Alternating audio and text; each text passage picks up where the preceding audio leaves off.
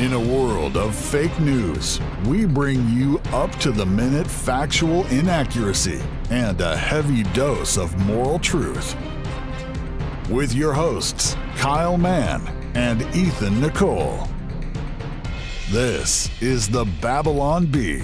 Fake news you can trust.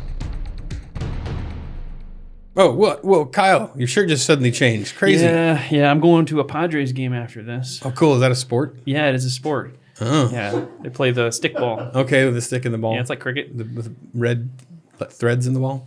That's the one. That's the one? Okay. But the problem is, all the good seats are in the vaccinated section. Oh. So, but I don't want to get vaccinated because I don't want to grow a third arm. So I'm going to wear my I identify as vaccinated t-shirt. Guaranteed to work in any situation. Guaranteed. 100% or your money back. So what I love about this shirt is that we work very hard on our jokes at Babylon Bee and our one joke. Well, yeah. And this is our one joke. And it's been honed down to this. This is the final form. The final form of the joke. So, but they're still available. Shop.babylonbee.com. Check it out. It's already being pirated by other companies and sold. This logo has been stolen and sold all over the place, but buy the official one. Yeah. You can go anywhere you need to go. We have one's for men, one's for women, one's agender. Coffee mugs, everything. Hats, everything you need. Face mask. If you're a premium Babylon Bee subscriber, you have a discount too. Sorry. Dang it, Ethan. If you're a premium Babylon Bee subscriber, you have a discount on your email that you can use. Discount code. So, don't discount that. Anyway. Well, hello there. You've stopped by here and good day. The Babylon Bee offices. Yeah. You happened to mosey on in, and maybe you thought this was an office that does something else, and you got just wandering in. Which happens a lot here at our office. Because it used to be actually. A different type of office. And people come in asking us for stuff. Yeah, so they think that I think we sell stuff, but we don't. Mm-hmm. Well. We even have a sign on the door that says, "We are not the old store that was here," and people still come in and go, "Are you the old store that was here?" And we're like, "No." It's something you can't make up. It feels like a bit in a comedy thing. Like, is this almost Subway? Daily. Like, no, it's not Subway anymore, man. It happens all the time. Anyway, I'm Kyle Mann, editor-in-chief of the Babylon Bee. Hi. I'm Ethan Nicole, creative director of the Babylon Bee. Yeah. So, Babylon Bee, man, that's what we do. We do it all day long. What do you do all day, Ethan? Is working on the Babylon Bee. Yeah, we were talking about giving like kind of a day in the life snapshot of what it's like working at the Babylon Bee. And I think everybody's job is different. One thing that's unique about everybody here is that we all wear a lot of hats. So when you have a big company, you can give everybody really specialized, narrow jobs. Yeah. But we have a pretty small staff here, and everybody does a lot of stuff. My week morphs. So like every day is different for me. Monday starts off, I'm usually at the beginnings of whatever we're going to animate that week. So I'm trying to get assignments out to people that are going to be helping me with, we got Gavin that works here. He does a lot of digging up props and backgrounds and things and any elements we're going to need. I'm working on the radio play. So I'm trying to get voices together, any voices we're going to need for the animation. And then Monday we will usually record a news desk or a sketch of some kind. So we have writing, my buddy Ehrlich comes out and we write together. Sometimes we have other guys writing with us on those days. Sometimes Kyle's there. And we also will record something. So there's a lot of different things going on Mondays. Monday's a wild day. And then the week gets progressively crazier to Wednesday. Wednesday's the craziest day. Yeah. So then, Tuesday we do interview show. Tuesday's interview show. Sometimes we take the person to lunch, which can be... Yeah, if they come in, it's like the whole day because we do interviews, really we go to lunch, use a lot of the day up. So Gavin will be coming in asking me questions about the animation as we're doing Tuesday's interview and everything. I might do some work on the cartoon after the interview. And then Wednesday is big podcast day. And Tuesday morning, I'll get in early, or not early, but I'll try to get in like an hour before the interview and have a cigar and prepare. I try to do that too. So I don't succeed though. So I'll sit there and be like, all right, who are we interviewing? And I'll watch a bunch of their YouTube videos or whatever and like get ready. So I'm in the mindset when we start interviewing. It's still, you do great, but I got to do it. have a weird switch I can flip because I'll be completely quiet and not talking to anybody. And then in the interview, I'm like, hey, welcome to the Babylon Bee. Well, that's how I am too. I don't talk at all. I mean, it knows me. I don't talk. We don't talk. When we're hanging out, we don't talk. Yeah, so then Wednesday morning, I'm getting ready for the podcast. And then we do the podcast. And then, back to the animation and whatever else we're working on. Oh, Wednesday is crazy. I usually work late because we have Chestertonians that night. So we usually do a news desk or something also. Some of you guys are doing Lord of the Rings that day. So there's just a lot going on here on Wednesdays. Yeah. Thursday and Friday is pretty much just buckle down and get work done day. So guys will be editing all the shows we recorded. Yeah, I'm animating. Yeah. I'm really kind of buckled down and animating. We got our other animator that comes in on Tuesday and Thursday to help out. So Thursday's a big animation day for me. Friday, we're usually getting it done on Friday. Yeah. What amazes me is the evolution of where the Babylon Bee was and what the work process was like just 2 years ago. Yeah, my job is every few months. My job's different here. Well, that's your personality. That's how I am, though, because I want to move on to the next thing and build something new. Trying to build.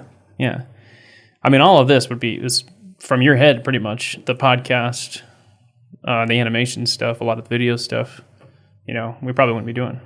So it's my dream.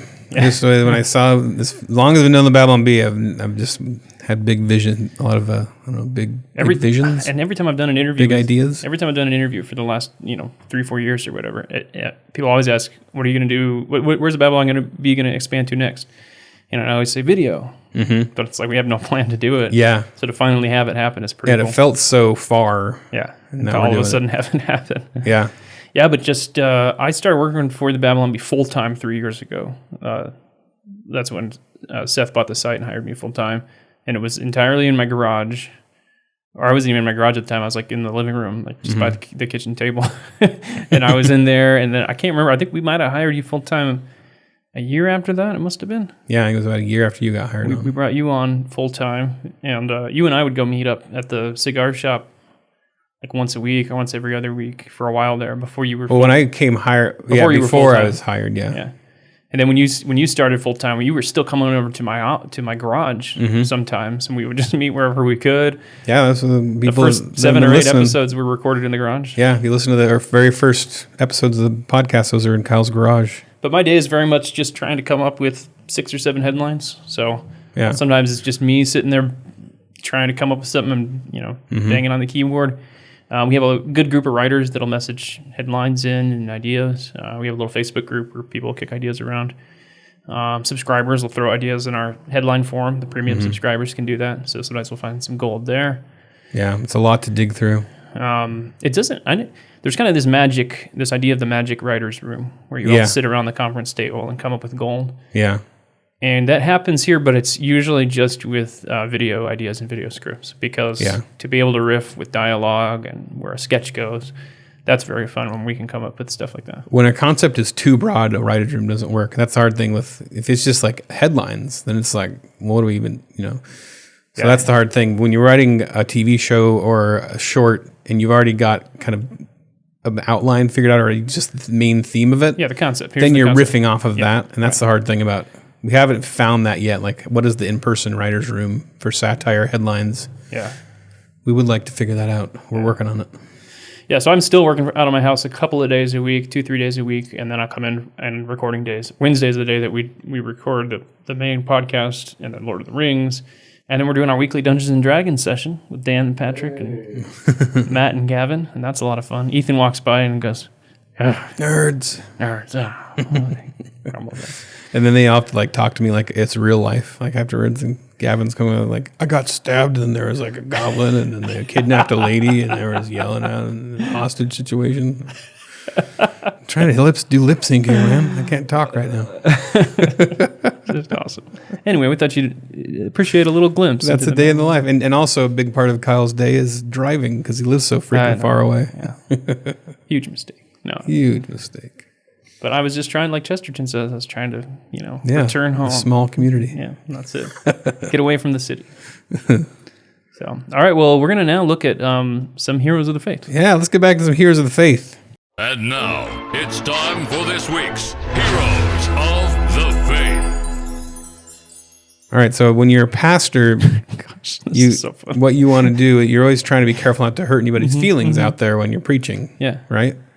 So be sensitive. this guy is a true hero because he caught himself possibly hurting somebody's feelings. And he and he saved it so well. He just nailed it. Absolutely. Just a great save. It could have been a disaster. He utterly saves this altar call. It makes me wonder. I guess we'll see. We'll talk about that after let's watch it. Let's watch him in action. Let's take a look at this hero of the faith. It's like clap, clap. The reason you lift your hand is because you already believe. You're saying, I believe. You know, and we've just given you an opportunity to confess him before men. He sees you, a little guy in the back. Little guy, I'm not a midget, he's a child. I mean, want anyone to think I was offending a midget.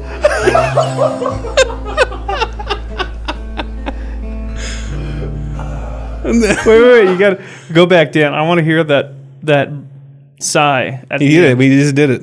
I know, but I want to hear it again. Exhale. The exhale of like.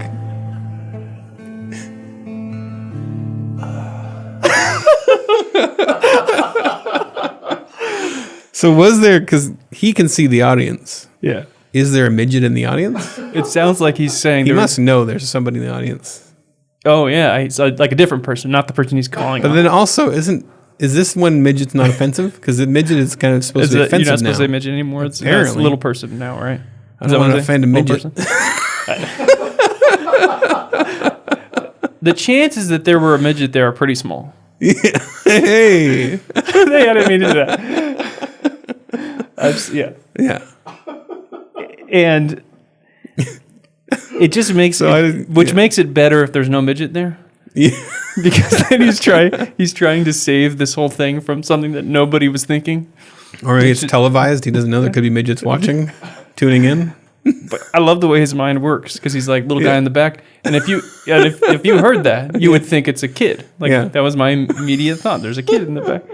And his brain goes, oh no, little guy. They're going to talking about a midget. Or he sees a kid with his hand up and right next to him is a midget with his hand up. He's not you. Full-grown little guy. Full-grown guy that happens to be smaller. That's beautiful. That's an audible cringe. He just keeps digging it deeper. He just has to keep going. Well, speaking of audible cringe, I don't know if we have to bleep this one or not. Yeah, I can't tell because this is involuntarily this guy says something highly inappropriate. This is another one that is older than the internet, and I used to have this like saved as a file on my computer, and we would watch it. So let's take a look at just dive right in, dry. Yeah, cool youth pastor. And then the following week, last week, we were talking about Lot. And we were talking about Sodom and Gomorrah. And we were talking about how Lot chose to go pinch his tits. Excuse me. Pinch his tits. Pinch his tits is what I said. Beautiful recovery you heard here. Nothing else here. This is church, my gosh. So he was pitching his tents close to Sodom and Gomorrah. And so what happened was, when he did that, he was getting too close to evil. And what I was challenging you guys to not do was to pick friends that were going to lead you to... Man, stop laughing! All right? Man! Am I red right now? Holy cow! Allie, I hope this isn't on videotape. Oh, it's on videotape. It is I absolutely. have no job now. So, I love the attempt what to I was saying keep is it on the rails. Does he keep going? that How do you recover from that? sometimes God has to be full Does of he do it justice. again? How does it? It sounded like a pretty good sermon. God has to be full of justice. So if we censor that, the link will be in the show notes. You want to see the real thing? Because it's hilarious. It will make no sense if you don't see. I feel like we can leave it in. Do you think we can leave it in? I think we can leave it in. Dan's clapping. Dan's clapping. Okay. I feel like it's a clear misspeak. And It was done in a church. So far as I know, Inadvertent. nobody in that church was traumatized for life. It's inadvertent. He didn't mean to. Trigger warning. if you're watching this with your kids, you just heard something that you might not want them to hear. Post trigger warning. You like show somebody a video of somebody being slaughtered, and you like trigger warning, violent video that was very that you already saw. Gruesome. But it's like, how do you recover and how do you continue on with like a 30-minute sermon? I know. Knowing the whole time that's all anybody's thinking about.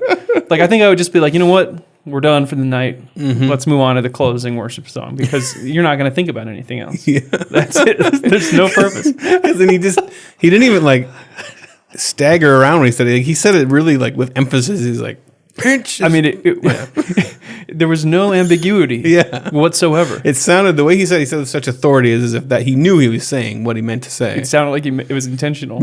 But his embarrassment is clear that it was not intentional. But nice save there. Yeah. Tense guy. Yeah. Tense guy. Tense. Well, not every hero of the faith is a preacher. Some people are gifted with music. Talent, musical talents and singing. Their voice is a literal instrument. Yeah. They make a joyful noise unto the Lord. Not all of us can sing in church. Not all of us are gifted in that way. Right. But this guy is. And so we're going to enjoy this guy. He's got his name on there. I forget what it is. And his rendition of Looking for a City. Okay. So let's enjoy this. Maybe a minute or two of this.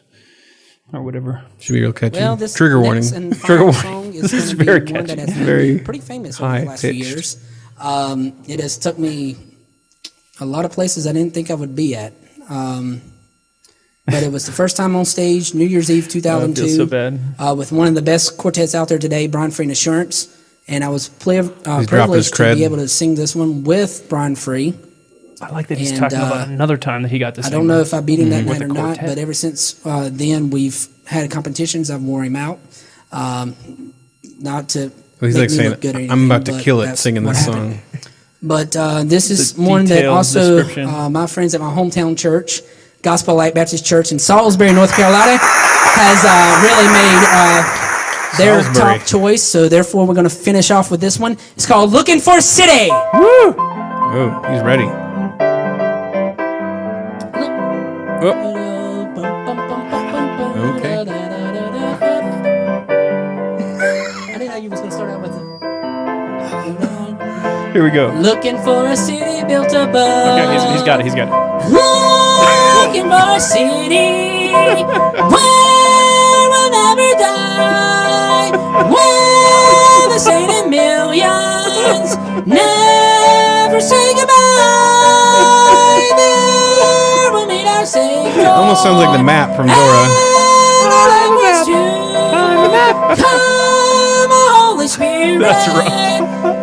I think he's going for like a bluegrass type vocal, but without a banjo. For a city where we'll never die, where the sainted millions never say goodbye. There will be What do our we say? Savior. And love was to Make it sin. Make it stop, Dan. Make it stop. Holy Spirit.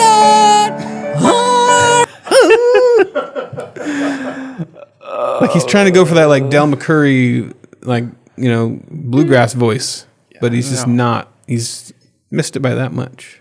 How did that guy sing with a quartet before? Like, Yeah. he's talking about like They covered him up. They competitions must have covered him up. Like he'd be way in the background because they got the other guys His mic singing. has been off his entire career. Yeah.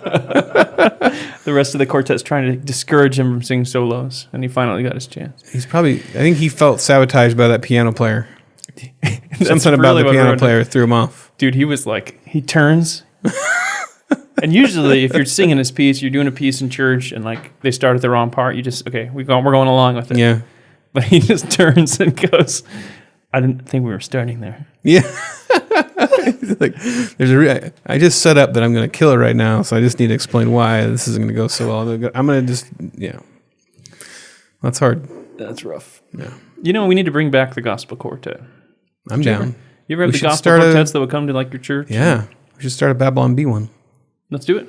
We got Brandon's a killer singer. Well, our Go Down Donald kind of did that a little we bit. did You had that all on those that. layers you were adding on it. Yeah, if you heard our Go Down Donald On our YouTube channel. on our YouTube channel, you should check that video out. We sing like an old gospel COVID song. Yep. All right, well, this has been Heroes of the Faith. Thank you, heroes. Thanks, heroes. Let's read some Chesterton. Let's dive into the old Chesterton. The bee or not the bee? That is the question I ask myself every morning as I drink from my the bee or not the bee mug. Now you too can drink from this amazing coffee cup and ask yourself the same question. Which is better? It's so hard to decide. In fact, I would say it's absolutely the Babylon Bee, but not the Bee's pretty cool too. Enjoy this mug. G.K. Chesterton. All right, so Chesterton has this concept that he goes back to time and again, and specifically he mentions it, I think it's the first time he brings it up maybe, is in Orthodoxy. That's the Maniac. Yeah, the Maniac. The Madman. And the Circle. The Madman's Circle. Yeah. And so this is actually, we're going to be reading just from the very beginning, Orthodoxy. Orthodoxy. Here. So we're diving in, and then I grabbed some paragraphs from a little later on. Okay. But we're just looking at this idea of, people will act like, well, I've got my worldview all figured out because it's purely rational. Everything fits. Any question can be answered by all logical, ways of reason. It works. So yeah, they see everything through that one lens, and everything makes sense. He makes the point that most people that have that, they have one lens, tiny lens they look at it through, and he compares that to a circle. So we'll read what his words first, then we'll try to go from there. But I will set up that when he says Hanwell is a loony bin. Okay, an asylum. An asylum. Hanwell Asylum. You want to start this time? Thoroughly worldly people never understand even the world. They rely altogether on a few cynical maxims of which are not true. Once I remember walking with a prosperous publisher who made a remark which I had often heard before. It is indeed almost a motto of the modern world. Yet I had heard it once too often, and I saw suddenly that there was nothing in it. The publisher said of somebody, "That man will get on. He believes in himself." And I remembered that as I lifted my head to listen, my eye caught an omnibus on which was written Hanwell. So this asylum that I mentioned on crazy. Yeah, there's some psycho guy in there driving around, frothing at the mouth inside. And I said to him, "Shall I tell you where the men are who believe most in themselves? For I can tell you. I know of men who believe in themselves more colossally than Napoleon or Caesar. I know where flames the fixed star of certainty and success. I can guide you to the thrones of the supermen. The men who really believe in themselves are all in lunatic asylums." I love that he's walking on the street with his publisher and gives that whole build-up to it. He said mildly that there were a good many men, after all, who believed in themselves and who were not in lunatic asylums. "Yes, there are," I retorted, "and you of all men ought to know them. That drunken poet from whom you would not take a dreary tragedy, he believed in himself. That elderly minister with an epic from whom you were hiding in a back room, he believed in himself. If you consulted your so these people that were trying to pitch to the publisher, pitch books to him, like, I have this amazing novel for you, a huge epic. Been working it since I was 12. And now I'm 89. So these are the people that go on American Idol and really believe. This is the really looking for a city guy. Yeah, looking for a city. Really believed in himself. If you consulted your business experience instead of your ugly individualistic philosophy, you would know that believing in himself is one of the commonest signs of a rotter. A rotter. A rotter. Actors who can't act believe in themselves, and debtors who won't pay. It would be much truer to say that a man will certainly fail because he believes in himself. Complete self-confidence is not merely a sin. Complete self-confidence is a weakness. Believing utterly in oneself is a hysterical and superstitious belief, like believing in Joanna Southcote. Hero of the faith. Remember her? Oh, yeah. Yeah. This is where I learned about her. Yeah.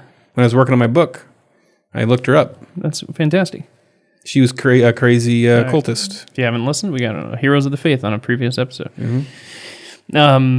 People believed in her. They believed that she was going to give birth to the next Christ. Okay, so he's saying believing in this crazy person. Yeah. The man who has it has Hanwell written on his face, as plain as it is written on that omnibus.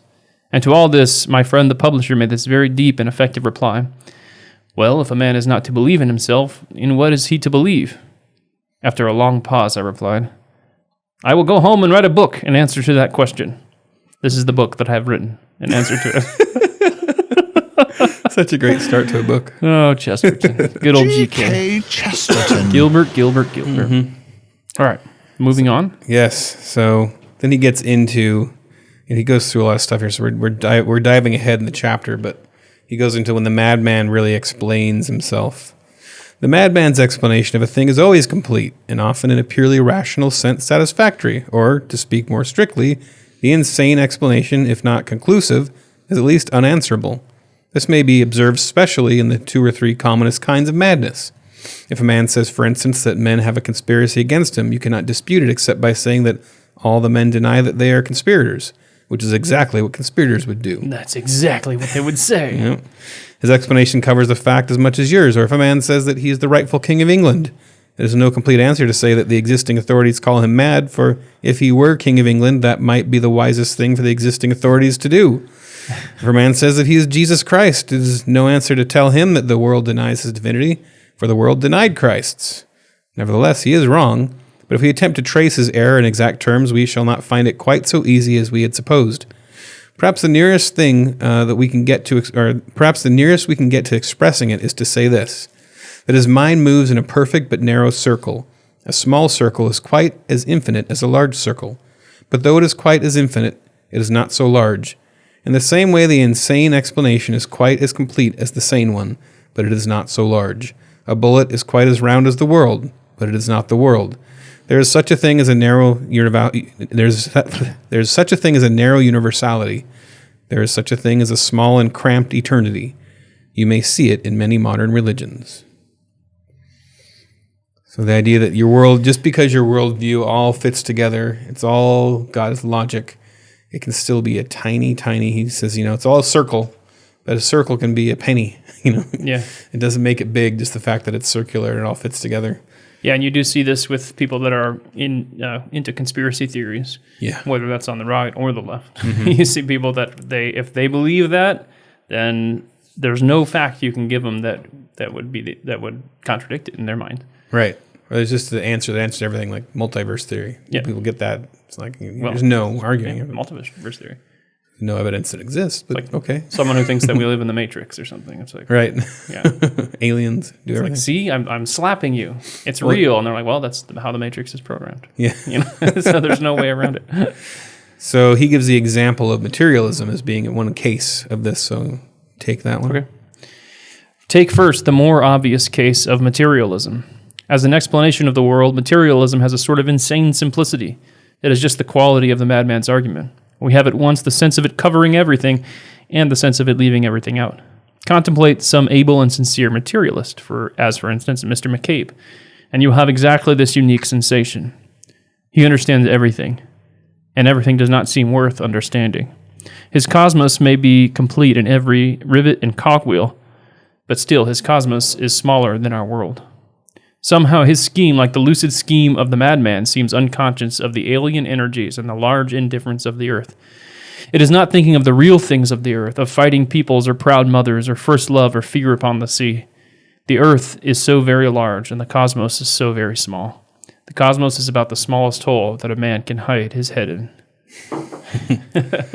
And I didn't put this in there, but I want to read this. He adds to, so he says, as we have taken the circle as the symbol of reason and madness, we may very well take the cross as the symbol at once of mystery and of health. Buddhism is centripetal, but Christianity is centrifugal. It breaks out. For the circle is perfect and infinite in its nature, but it is fixed forever in its size. It can never be larger or smaller. But the cross, though it has at its heart a collision and a contradiction, can extend its forearms forever without altering its shape. Because it has a paradox at its center, it can grow without changing. The circle returns upon itself and is bound. The cross opens its arms to the four winds. It is a signpost for free travelers. Boom. Boom. How high was Chesterton when he wrote that? Yeah. That's a 7 out of 10. 7 out of 10 high rating for Chesterton on this one. He loves that analogy. Like he even wrote that book. So he wrote a book, The Ball and the Cross, which is a great, fun, ridiculous book about, it's like a buddy comedy about an atheist and a hardcore Catholic Highlander. It's planes, trains, and automobiles. Yeah. Steve Martin was a Christian and John Candy was a... So they want to get a duel to the death, but atheist. all of Christianity, or not all of Christianity, all of society is trying to stop them with the various views of their time. So they got the Tolstoy guy who is just a pacifist, and then they got the guy who loves violence and just wants to see them kill each other. So it's It's one of my favorites. It's not that long. I like when they meet the anti-cop guy, and then he calls the cops. Tolstoy guy, yeah. He ends up calling the cops. On him, yeah. It's like, defund the police. Mm-hmm. Yeah. So I think that this, when I read this, helped me to not immediately be impressed when somebody had a world, because I think that before I had thought, Christianity answers all the questions, and that other worldviews will inevitably find questions they just can't answer. That's why they need Jesus. And I think that that's a pretty naive view. I was young, but to realize that to not be impressed when a worldview answers all the questions, it doesn't mean it's right. It could mean it's leaving a bunch of stuff out. Well, and I think, and this helps us to think about the kind of Christianity that we want to impart to our kids and that we want to have in our churches. Is not one that is this narrow, like right, yeah, because you can turn Christianity into a narrow circle too. Yeah, you could make it into a. I think some people run into that with some things like perhaps predestination or any of those kinds of things where they their whole faith is based around one doctrine. Well, and you think of people who say that they left Christianity, they grew up in the church and they left, and it's because they weren't given them answers, and it feels like. First of all, I don't know if those people are always being truthful, but when they are, it feels like what they're complaining about is the churches had this, I don't know, the fundamentalist Baptist thing or whatever, but they had this. Everything was based on everything was in this perfect spiritual circle. experience or something. It's always the one. Yeah. Yeah. So monomania. To think about Christianity as something that explains everything, to something that is as big as the universe, and it's not this narrow like. And that it's not its job to explain everything. Like read the end of Job. Yeah. Explain is the wrong word if I said that, but. And I was just religion kind of realizing that's not. He's kind of even saying that's not the thing to look for in a world as much. Right. The world's too big to answer all your questions. Yeah. In a nice, tidy way. And not that Christianity is not the Orthodox teachings, because it is. It's the core and the center. But it's bigger too, like it's sunsets and smoking cigars and hanging out and like all of these elements of life. I think he talks about the materialist that misses all of that because they have explanations for the chemical reactions about things, and your brain is just firing these connections and chemical reactions, and that explains everything. And so it can explain everything in these scientific terms, and yet it misses what everything is about. Yeah. Absolutely. Boom. So that is the beginning of Orthodoxy. If you enjoyed that, you could read Orthodoxy, or you could check out my introductory book to G.K. Chesterton I decided to put together called Chesterton's Gateway. It's going to be on Amazon. Yeah. I may be out by now. I don't know yet. Cool. Chesterton's Gateway. It's like 14 essays I picked out for the beginning Chestertonian. Somebody just wants to try out Chesterton. All his books are hard to start with because there's full chapters where you don't know what the heck he's talking about. So I try to pick some essays that I know have always gone well because I've read Chesterton in a lot of groups before, so quite a bit. That'll be super popular because that is I don't even read Chesterton as much as you, and everybody always asks me that question. Yeah, I get asked all because of the podcast. I get all the time now. So all right, well, check out Chesterton's Gateway if it's up yet, and read Orthodoxy as well. Yeah, absolutely. All right, we're going to go into the subscriber portion now in this truncated short episode today, and Ethan is going to answer the 10 questions, bearing all. Bearing it all. Bearing it all. He's going to bear it all, and he's going to answer the 10 questions. You just lost subscribers. Bye, everybody. Goodbye. Go read Chesterton. Good day. Coming up next for Babylon Bee subscribers. You get to erase any 3 people from history, living or dead. You're not killing them. Mm-hmm. You're just erasing them from ever having existed. Justin Bieber, I guess. Just going with a pop stars, I guess. I don't know. He's like I'm being purely selfish. He's like a Hillsong pastor now, man. Yeah. So yeah, still get rid of him. Even better. Even better. Wondering what they'll say next? The rest of this podcast is in our super exclusive premium subscriber lounge. Go to babylonbee.com/plans for full-length ad-free podcasts. Kyle and Ethan would like to thank Seth Dillon for paying the bills, Adam Ford for creating their job, the other writers for tirelessly pitching headlines, the subscribers, and you, the listener. Until next time, this is Dave D'Andrea, the voice of the Babylon Bee.